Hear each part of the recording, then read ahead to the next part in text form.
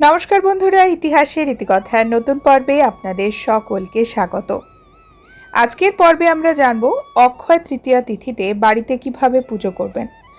সহজ কয়েকটি উপায় আপনাদের জন্য থাকবে আজকের পর্বে।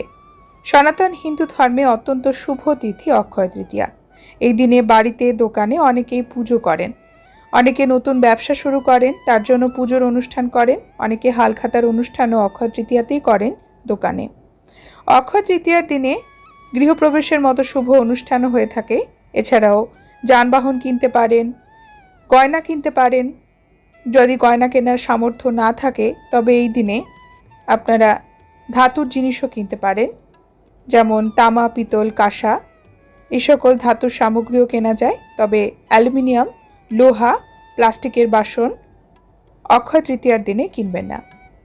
অক্ষয় তৃতীয়ার দিনে বাড়িতে পুজো করার জন্য প্রথমেই সকালে ঘুম থেকে উঠে ভালোভাবে ঘরবাড়ি পরিষ্কার পরিচ্ছন্ন করবেন।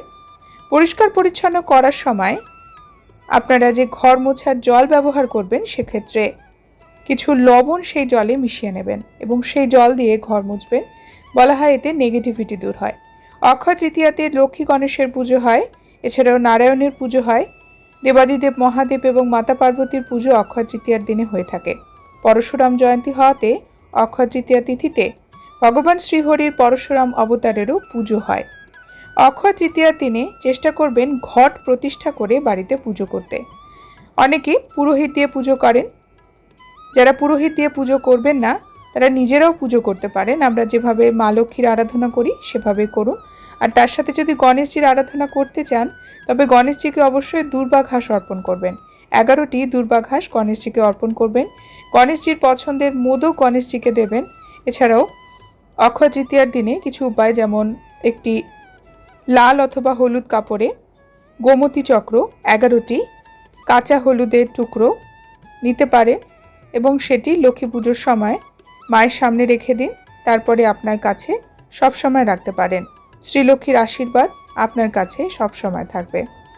অক্ষয় তৃতীয়ার দিনে লক্ষ্মী গণেশের মূর্তিও কিনতে পারেন। এটি আপনারা তামার কিনতে পারেন, পিতলের কিনতে পারেন, অথবা কিনতে পারেন রূপোর। যার যেমন সামর্থ্য সেই অনুসারে। মা লক্ষ্মীর পাদুকাও অনেকে কেনেন অক্ষয় তৃতীয়ার দিনে। এছাড়াও এই দিনে বাড়িতে শ্রীযন্ত্র প্রতিষ্ঠা করতে পারেন। এই যন্ত্র প্রতিষ্ঠা করার জন্য পুরোহিতের প্রয়োজন হয়। তিনি পুজো করে মন্ত্রপাঠ করে শ্রীযন্ত্র প্রতিষ্ঠা করেন। শ্রীযন্ত্র হলো মা লক্ষ্মীর বিশেষ যন্ত্র, যাকে লক্ষ্মী যন্ত্র বলে। একমুখী নারকেল মাকে দেওয়ার চেষ্টা করবেন। একমুখী নারকেল বা শ্রীফল দেবী লক্ষ্মীর অত্যন্ত পছন্দের। অক্ষয় তৃতীয়ার দিনে এই বিশেষ ফল মাকে অর্পণ করুন।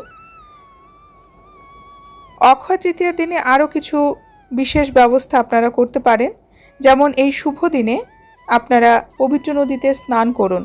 বাড়ির কাছাকাছি যদি কোনো নদী থাকে সেখানে স্নান করুন ব্রহ্ম মুহূর্তে ঘুম থেকে উঠে, এবং তারপরে অবশ্যই দান করবেন। দান আপনার সাধ্য অনুসারে করবেন। এই গরমকালে অনেক কিছুই দান করা যায়। দানের মধ্যে অন্ন, বস্ত্র, অর্থ রয়েছে। আপনার সাধ্য অনুসারে অন্তত একজনকে হলেও দান করুন। বন্ধুরা, পাদুকা দান করতে পারেন, দান করতে পারেন জল, এছাড়াও দই। এই সময় যে সকল ফল পাওয়া যায় সেটিও দান করতে পারেন। আপনারা চাল দান করতে পারেন, গুড় দান করতে পারেন, দান করতে পারেন ছাতা। অক্ষয় তৃতীয়ার দিনে নতুন কাজ শুরু করার আগে মা লক্ষ্মীর আরাধনা অবশ্যই করবেন। এই দিনে তুলসী গাছ লাগাতে পারেন বাড়িতে, বাড়ির বাইরে লাগাতে পারেন শমী গাছ, যেটি অত্যন্ত পবিত্র আমাদের হিন্দু ধর্মে এবং শনিদেবের সঙ্গে সম্পর্কিত। এছাড়াও কলা গাছ লাগাতে পারেন। অক্ষয় তৃতীয়ার শুভ তিথিতে আম গাছের চারাও লাগাতে পারেন।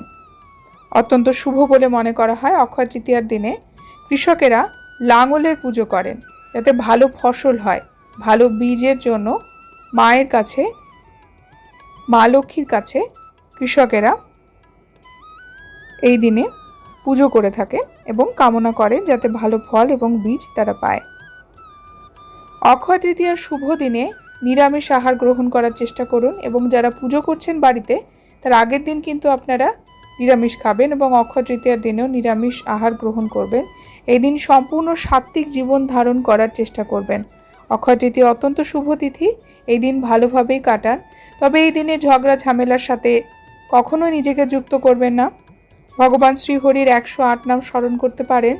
অক্ষয় তৃতীয়ার বিশেষ দিনে আপনারা গীতা পাঠেরও আয়োজন করতে পারেন বাড়িতে, বা গীতা পাঠ শুনতেও পারেন। আমাদের হিন্দু ধর্মের প্রাচীন ধর্মগ্রন্থ পাঠ অথবা শোনা এই দিনে শুভ বলে মনে করা হয়। শুভ যে কোনো কাজ শুরু করলে তার ফল অক্ষয় পাবেন, এবং যদি কোনো খারাপ কাজ করেন তার ফলও কিন্তু আপনাকে ভুক্তভোগী হতে হবে। আজকের পর্বে এই পর্যন্তই। পরবর্তী পর্বে নতুন একটি বিষয় নিয়ে আপনাদের সঙ্গে কথা হবে। ততক্ষণ সকলে সুস্থ থাকুন, ভালো থাকুন, আর পুরো ভিডিওটি দেখার জন্য আপনাদের অসংখ্য অসংখ্য ধন্যবাদ।